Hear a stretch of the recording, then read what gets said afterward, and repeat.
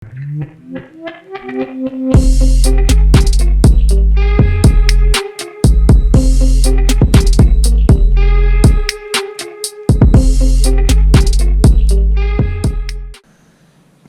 video, I'm going to discuss and show step by step how I took some scrap wood of mine, some miscellaneous wood pieces, and built a simple do-it-yourself floating box shelf.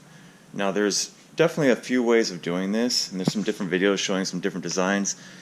I think I just want to go through and show a nice simple way of doing it that looks good and is easy to build. That way you guys can do it yourselves. If you like this video, please like and subscribe. Thanks for watching.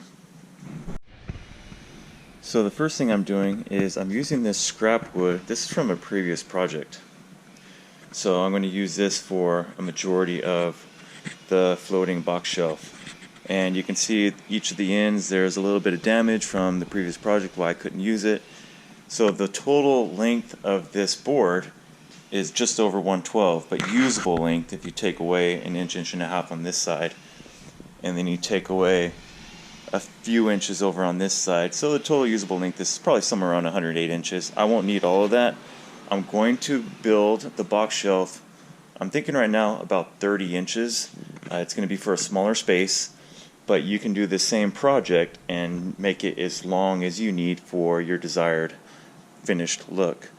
Just something to keep in mind that the longer it is, the more studs you have to make sure you leave space for it to attach to, so it has its structural strength and integrity.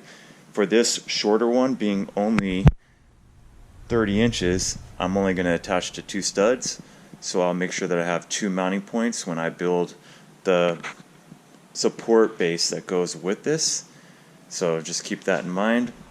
But let's get started. I'm going to trim off these ends, get to where it's all fresh wood, and then I will get a couple of cuts a little bit longer than what I need so we can start discussing how to move forward with that.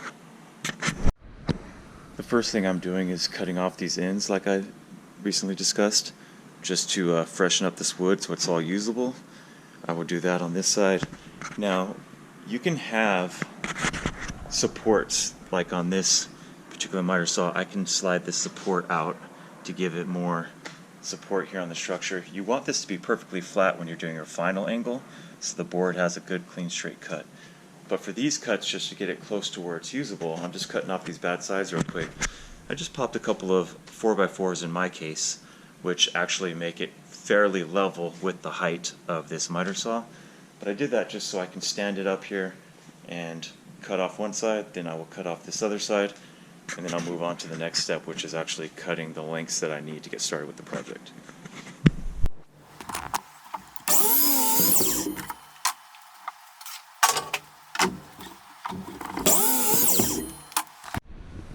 Since I'm using regular common board for this project, there is some knots in here, which give it some character, and I actually like using this for simple projects. But something you have to keep in mind is those knots could cause a problem depending on their location. So I'm planning on cutting these 30 inches, which will make the overall shelf probably just larger than that because of the trim pieces in the front and sides once those add on. But if I'm going 30 inches on these cuts, I want to make sure that they don't end where there's a large knot, and that can cause a problem. So I took a look at it and oriented it in a way that I know that when I cut 30 inches here, also my next cut won't have a knot as well. So it's good to pre-plan on that, because if I went the other way, for an example, that may be right at about 30 inches, meaning that both the ends of this would be a problem and it would change my measurements, or I'd have to use more wood. So it's good to do a little pre-planning when you're doing these projects. It saves you a little bit of work, it saves you materials. So in this case, I'm going to start from this side. I'm going to cut 30 and 30 and then move on to the next step. Okay, so I'm about to cut my first 30 mark. So I have a clean cut here, which gave me the first straight edge to measure out my 30 inches. And there's my mark for 30 inches right there. So what you can do is make sure that this blade lines up just on the edge of that mark so you have your full 30. Now, some projects, this precision is going to be very important. Others, you'll be able to dial more in later, so it won't matter as much. For me, it won't matter as much. I'm going to match the second cut to where I cut this one. But the reason it's important to mention that is this is a scrap piece of wood, so it wasn't perfectly straight. You can see here that it's got a bend in it, which obviously we'll fix that bend as we mount this to our frame. So that will be taken care of. And also, it's not perfectly straight edged. You can see there's a little gap there, whereas over here it's perfectly flush, but it starts to bow out here. Now for this project, like I said, that won't matter for me because I'll go through and clean the sides up with the table saw, trim it down a little bit, and then I'll re-flush these ends as well, which will give me true perfect cuts. But to get there, you start with the basics, which is cutting it down to a usable pieces of projects. I have a smaller portable table saw. I can build this where I raise it up and match it to this workbench so I could actually cut longer, bigger pieces of wood, but in this project, it's a pretty small project, I'll just cut it to size first and then do final trimming and use it with the final trim dimensions, so it's no big deal. So I'm going to go ahead and cut this first 30-inch cut, and then I will match the board to it so I have two pieces, the top and the bottom, to get started. One other thing to mention, so because this board does have some flexibility in a bend, you want to make sure that you tighten down both sides. So I want to clamp this side down like so it's nice and tight against the bottom of the frame. And then once I do that, when I hold this side down as I cut, I'll have it nice and perfectly flat. So this cut at the end will be a true cut. Again, I'll clean this up later, but if you weren't going to clean it up and the other sides are already straight, you want to make sure you get a true straight cut. If I let it be up like that at a bend, it's going to give it a slight angle. So by having each side down flat like this, I'm going to get a nice square cut. Okay, so you can measure it out for your next cut, or what I did is just stack this one on top, made these level, flush with each other, and then over here you can run this and just line it right up like that. So when I finish cutting the second board, they'll both be perfectly the same length. That won't matter if you're going to do further steps like I am on the table saw, but if you weren't, that would make sure that you were completely flush one board to the other. Okay, so you can see that gives me two flush cuts right at 30 inches, right on the mark. This won't really matter too much. Like I stated before, I'm going to trim these up even more. They don't have to be exactly 30, but if your project had to be, that would be a good way of getting it done. Okay, I'm over here on the table saw. Now, you wouldn't need to use this. These boards are more than straight enough to do this project. But just to do it a little bit more cleanly, you can see here that there's some uneven space. You can see some space right here as compared to here. Like it tightens up there, but then you have a little bit of space. That's just because this isn't perfectly straight on the ends. So all you got to do to remedy that is move your board in to where you're just going to trim a little off of this blade. And in doing so, you can make a couple of passes and go through and tighten it a little bit each time until you trim off both sides a couple times, alternating back and forth until this is truly straight. And then either way, it won't matter because we will be attaching a front board to this for the final look, which will hold it down on both sides anyways. But again, this is just to go through the process and do everything clean and flush. The first thing I'm going to do to trim these edges of the board to straighten them out a little bit is just put my board, kind of center it in the middle of the board, and then move this over until I get a little bit of tension on this blade. That's going to trim off just enough that if there's any edges that are wider than that, it'll trim those off. And remember, everything you do to one board, you're going to do to the other board. That way when you're done, they're both exactly the same. So I'm going to run it through, run the second board through, then I'll flip them over, and I will do the same thing again, giving a little bit of tension until I've done both sides a couple times where they're all nice and straight.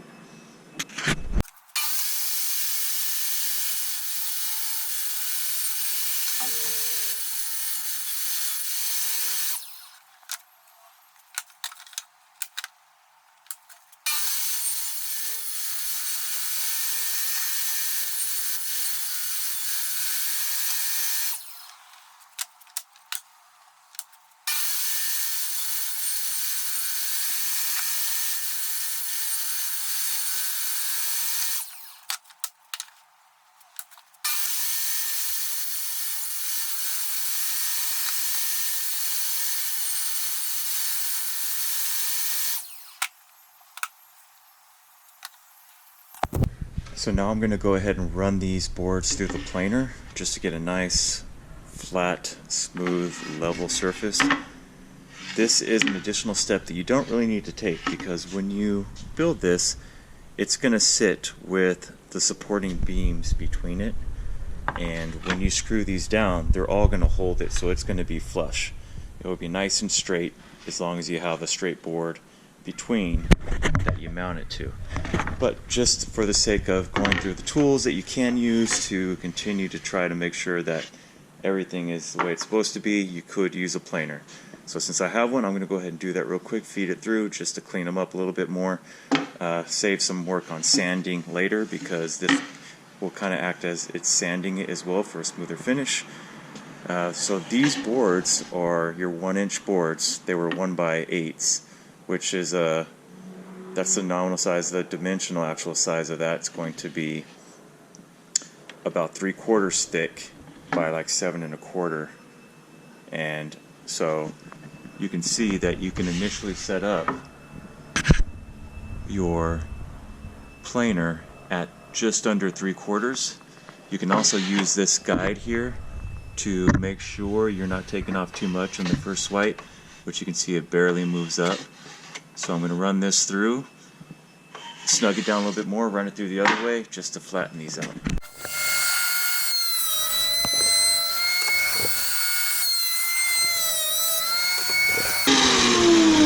on that one you can see I got a little bit of what's called snipe just as it was kicking out. So we're running it one more time anyways, that won't matter. But you got to be careful of that. That's when at the very end it gives it a little kick and it goes off of the clamp, and therefore you get a little snipe. Usually I don't get that with these. It's just one of those things that happens every once in a while. But okay, so I ran it through a few more times to really nice and level these out. So you have a nice top and bottom piece now. So let's move on to the next step. Alright guys, so just to give you a visual, so here's your top and bottom of your floating box shelf. So what happens is you build a frame inside, and that frame will look something like this. I need to continue to cut these pieces and do all the work that's involved with that, but just to give you an idea, so this will be the inside of it and this will be the outside of it. Those won't be there, of course.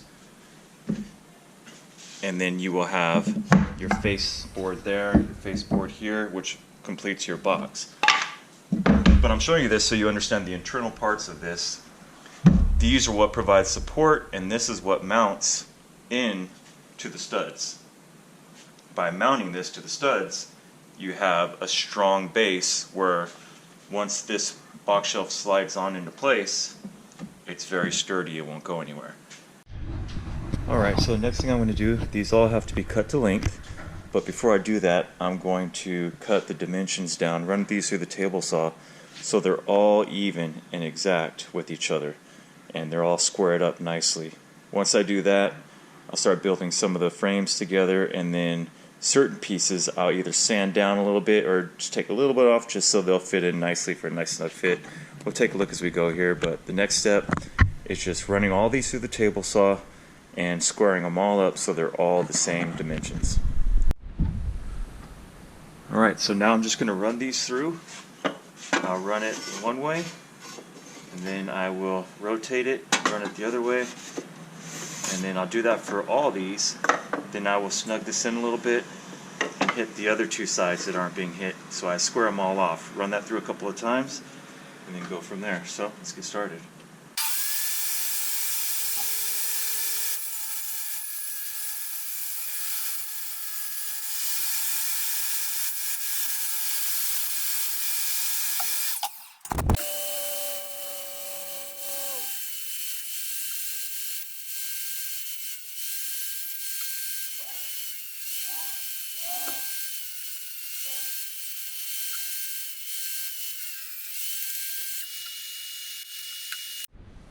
Okay, so these are all now the same thickness.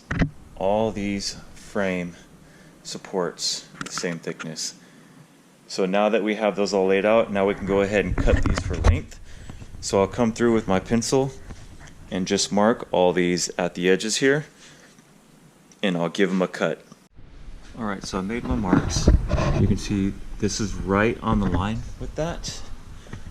And this other side is the same way, right on the line with that. I want to make sure I get these trim and flush. These internal pieces, you can actually see that I made the mark just a little inside. Made a mark just a little inside. Same for that one. That's because these don't have to be perfectly flush, and I'd rather make sure they don't interrupt the other part of what I'm building, and they're in there for support, so they can go almost all the way to the end, but it's okay that they're not right flush. Alright, so I'm here at the miter saw. You can do this with either the table saw, the miter saw, or even a skill saw, whatever tools you have, but I'm just going to use a miter saw. Makes it quick and easy. Just line up your mark where it's at the outside edge of the blade and cut away. I'm going to do that for the rest of these pieces, and we'll be ready to move to the next step. So the shelf supports and the frame have been cut. Alright guys, to attach all this, I'm just going to use some wood glue, and I'm going with 1 1/4 brad nails, 18 gauge nails. So before I actually attach my components, I'm going to do just a test, make sure that everything is good, that way there's no surprises. So you can just kind of get your little practice line up here and make sure that that's going to do the trick. The glue is going to do a lot of the work, you just want to fasten it together until that's had a chance to set. See, it just leaves a little tiny hole, which ultimately you can fill with a little bit of wood filler, and then when you sand it all smooth, you'll never know it was even there. Alright, so let's get started on the main project. So I'm going to go ahead and start with the top, and I'll just do one piece at a time.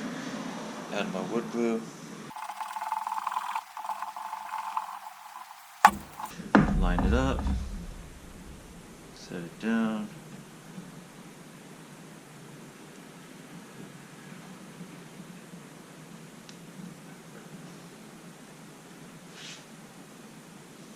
Once you have it lined up, give it some pressure, and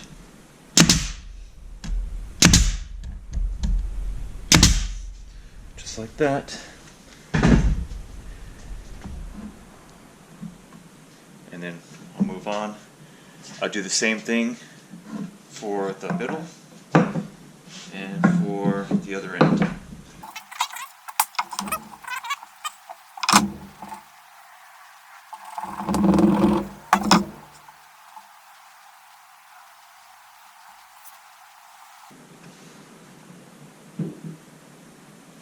It's worth taking the extra time to get it lined up as cleanly as you can.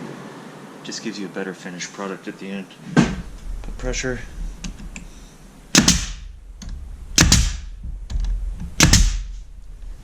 Just like that. And then we'll go ahead and just clean up these edges real quick.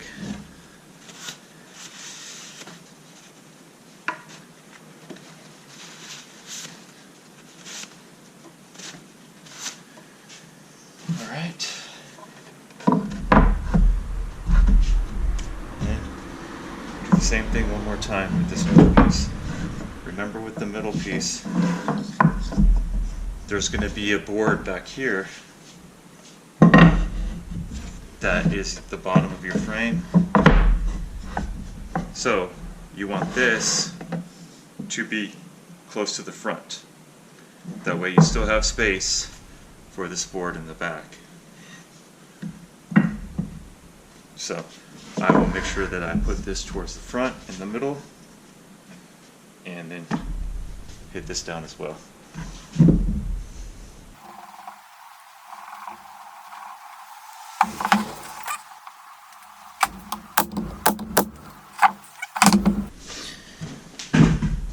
Now we'll do the same thing, attaching this. Just like that.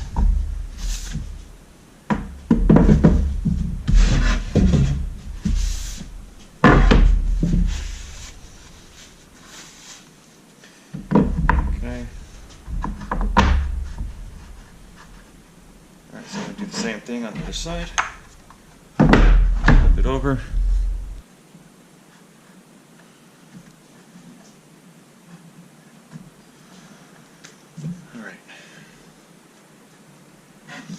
So you're going to put the glue on all three, because once you set it down, that's going to be it.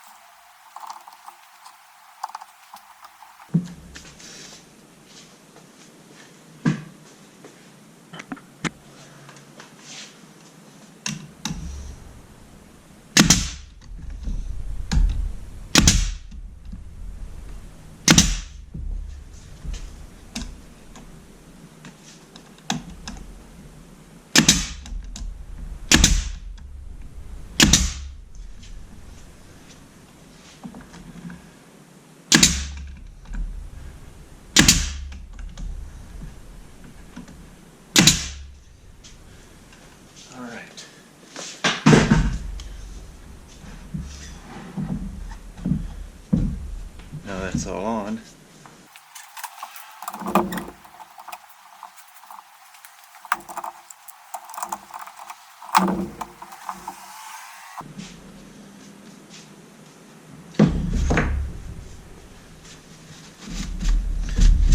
Wipe the excess glue off.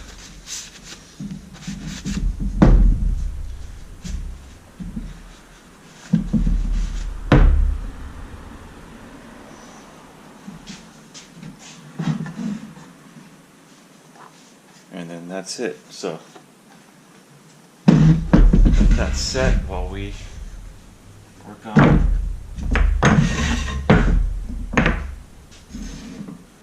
Alright, so for extra strength, I decided to use pocket hole screws to connect the support bracket that the floating shelf will slide on to fix to the wall.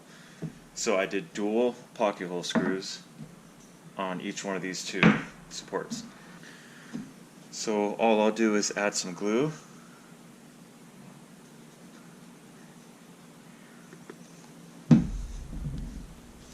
And visualize where I want to mount this. About here should do just fine. Use my clamp, and I'll clamp it on as straight as I can. Make sure I've got it lined up just where I want it to be.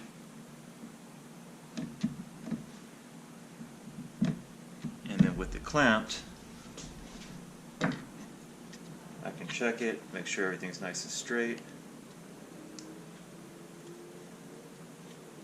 There we go.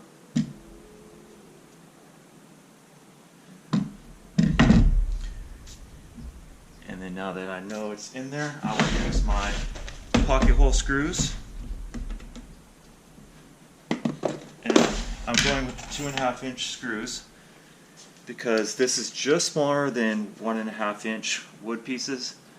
The next size down screw will be too small, so I'm just going to go with 2.5. I want to make sure I got a good strong bond here. Changing my dial down a little bit so I don't torque through more than you need to.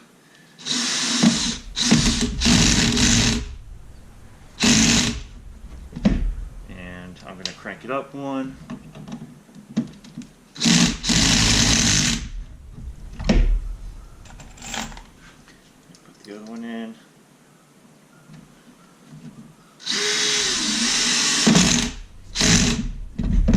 that's it. Once you have those tightened down, I'll do the same thing for this other side over here, and then the support bracket will be ready. Here's a visual of now that the support mounting bracket is complete and the basic box frame itself for the shelf is complete. Here's how it mounts. So this will go up against the wall like so, and then this just slides into place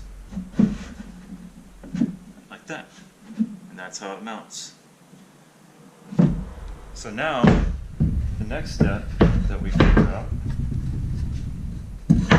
is just the final trim on the outside and the front. And then of course if we want to do detail work, we can fill these little brad nail spots up. But for the final look, this is where you can go one of two ways. One, I can flush mount a piece here and here and mount these up. So you'd have one piece here and either angle them to put them together or square them off to put them together, depending on what style I want to do. And then I would have another piece on this other side like that, and that gives you the frame. You can either make it match exactly like this for one nice clean look, or you can do something more like a bookshelf instead of just a floating shelf and actually add a bigger piece, something like this, that will allow you to be set up and have a front to it with a lip. That way the books can sit in here and stack up, and it can also have a higher end like that that matches with the front, so it's a actual bookshelf that floats instead of a regular shelf. So depending on what you want to do, you can either do a clean, make it nice square clean box, or you can actually add some lips and ridges to make it like a bookshelf. So I'm going to use this scrap wood, and this itself is 30 inches long, and the depth of it for the sides is just over 7 inches. And this total board is 47 3/4. So that means I can cut off a little longer than 30 inches here, and then trim the front piece and use this for my two side pieces, because it will give me a little over 15. So I just got to be sparingly with my cuts, not waste any wood. But that's what I'm going to do next. So I'm going to go ahead and mark off a little bit longer than 30. So I'll probably go like 30 and a half. That way I can trim both sides, make sure it's square and flush. And then that still leaves me with just under 48 inches. So that still leaves me with more than the 7 inches I need for each side, or just a little bit longer than that. So that's how you can use this one piece of scrap wood for all three sides. So I'm going to do that next. I'll mark my 30 inches, or 30 and a half. And I'll make my cut. I chose to keep the knot on this side because when I cut 30 inches off, that leaves me with this side, and then I'll cut it so it fits here, and I will eliminate that knot being in the actual project. So that's why I chose to go on this side, cut it 30 inches, and then when I trim this up for this front piece, I will be removing this damaged knot part of the wood. Alright, so now that I have my front trim piece cut, you can see here's the front of the box shelf. So I'm going to lay glue down here, put my front trim piece on, make sure it's lined up correctly, clamp it down, and then I'll brad nail it in. Remember, I have used brad nails for the assembly of some of this box, but if you don't have a brad nailer, you could always just use little wood screws, and you'll just have a little bit bigger of holes to fill with the wood filler. But it will still work, still do the job. So you don't necessarily have to go and get all the tools that I'm using today. You can always substitute things out to make it work for your particular project. So what I'm going to do is I'm just going to add some glue on here. The closer you get it to right where you want it, the better off you'll be. I always take a little extra time in these steps just because then it makes the finish work that much easier. Okay, and now I'll grab my brad nailer and I'll go through and nail this to the front.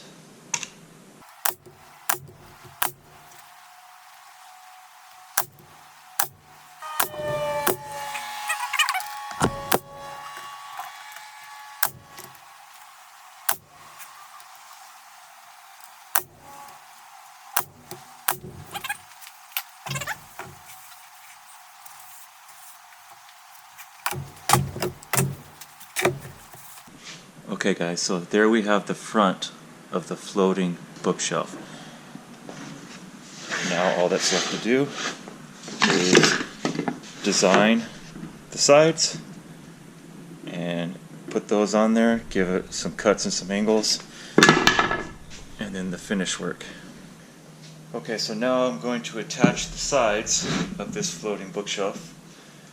And so all I need to do is put some glue on.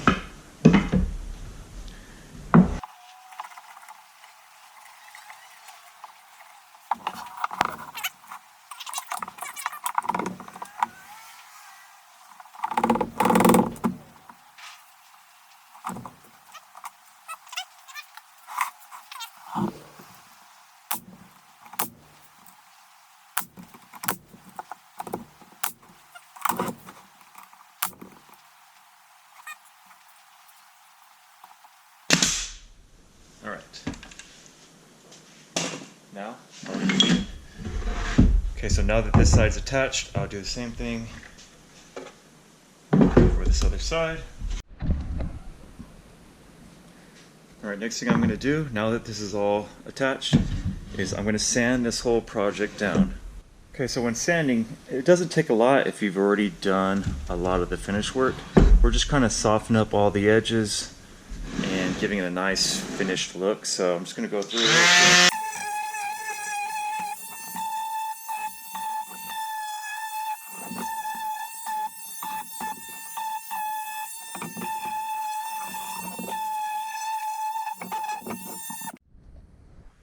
Alright, now that this is basically sanded, I'm also going to sand this slot that's in there. So as you know, this will slide in just like this, which creates how it mounts to the wall. So it's a nice snug fit, which we want, but what I'm going to do is a little bit more cleanup, just sand this base a little bit more smoothly, and then I'm also going to hit just the little corners, bevel a little bit so they're not so pointy, just a little cleanup.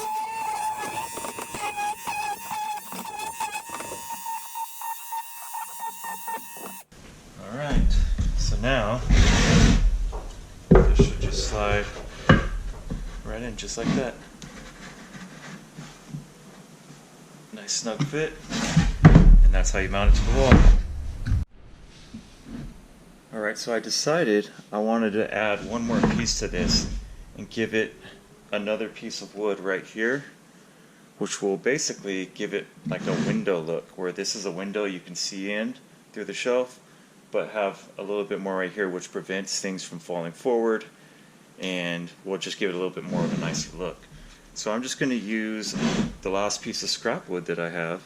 It's got a pretty big knot on one side and then a partial knot on the other. So what I'm going to do is I'm going to take it to about here and make it about this big, and then that will go across from top here to give it a little window and just give it a little bit more design.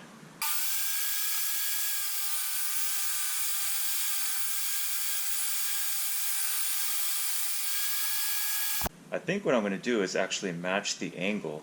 So I'm going to cut these, it was at 10 degrees.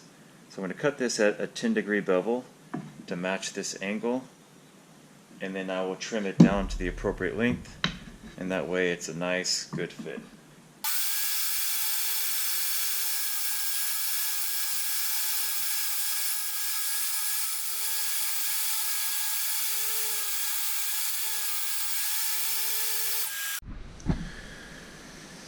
So I'm ready to actually attach my window top piece. So what I need to do is Just doing a mock lineup. I've got the clamp on with just a little bit of pressure, just so I can have this snugly fit while I'm moving it around. So what I'll do is I'll add my glue, and then I'll put this in place, and then I'll brad nail it. So let's go ahead. I'll add glue to both sides real quick.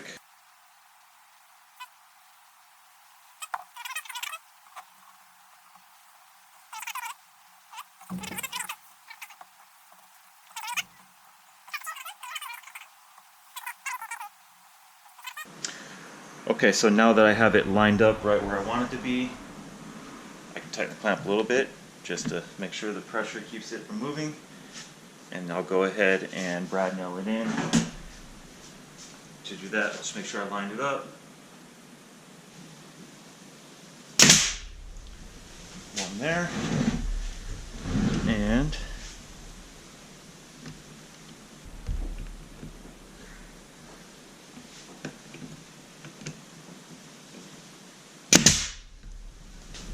one there.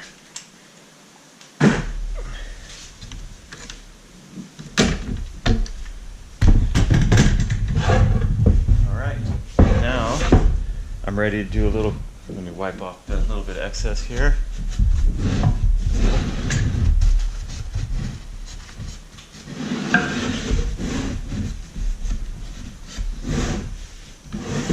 And you can see it's ready for final sanding.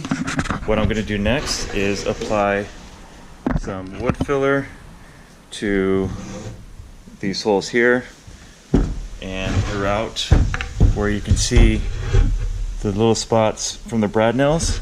I'm just using some, this is Minwax stainable wood filler, and I'm just using a little spatula, applying it as needed, giving a little bit of pressure to make sure it fills in the hole completely, and then making sure you leave a little bit on top so when you sand it down it will be nice and smooth.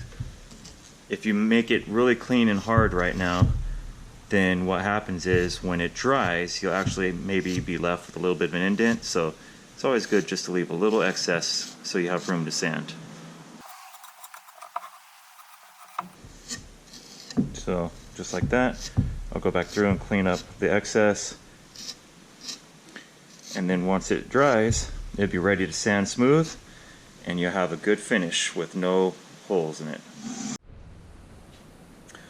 Now that the wood filler's had a chance to dry, you can see the sections where it's kind of left a bumpy, rough surface. So all I need to do now is I'm going to take some, I've got some 220 grit here. There's lots of different ways you can trim this down. You can use a finer sandpaper, but I'm just going to use 220 just to smooth out all the edges and the rough spots. And once this is done, I have a nice smooth surface where all those holes were. And I'm going to go ahead and just do the whole project real quick so the whole thing is nice and smooth, and then it will be ready to be dusted off and ready for paint. So I'll give you a final look before I paint it once I'm all done sanding.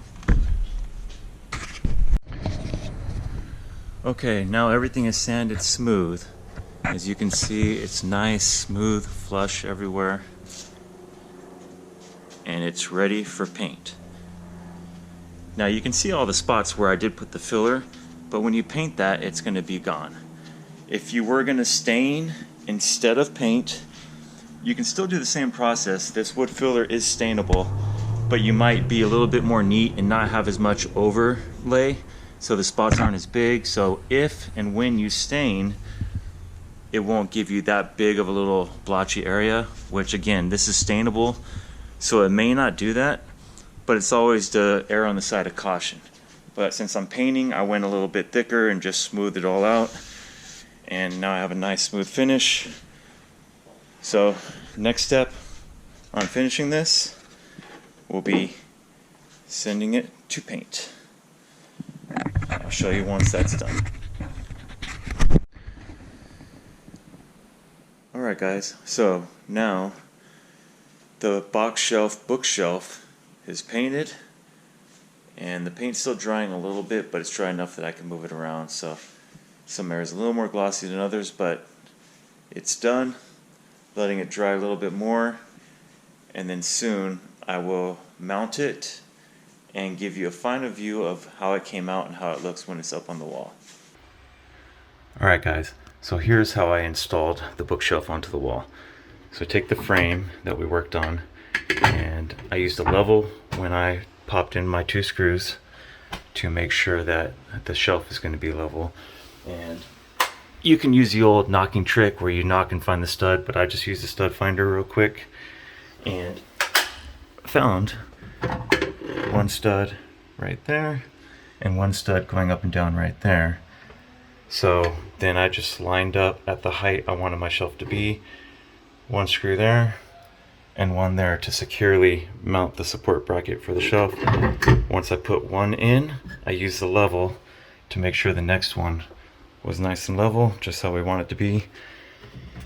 And then when I popped my holes, I started with a drill bit that's just smaller than the actual screw to pre-drill through this wood so it doesn't crack and split, and to pre-drill into the stud a little bit.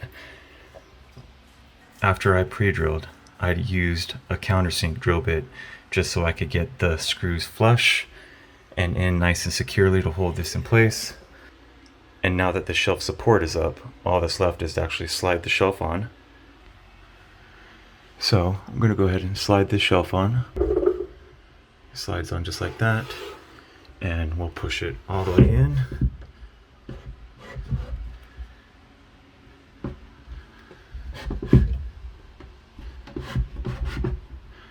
Like so. And there it is. Nice clean install. All that's left is to pop 1 screw in or 2, and I'll just probably just run it 1 in there, 1 in there along the bottom base, just so I can make sure that this won't slide back out. It's pretty snug, but I just want to make sure it doesn't, so maybe even just do 1 in the middle here. But after that, that's it. Done install. Hope you guys enjoyed the video. Please like and subscribe. Thanks for watching, and I'll see you in the next one.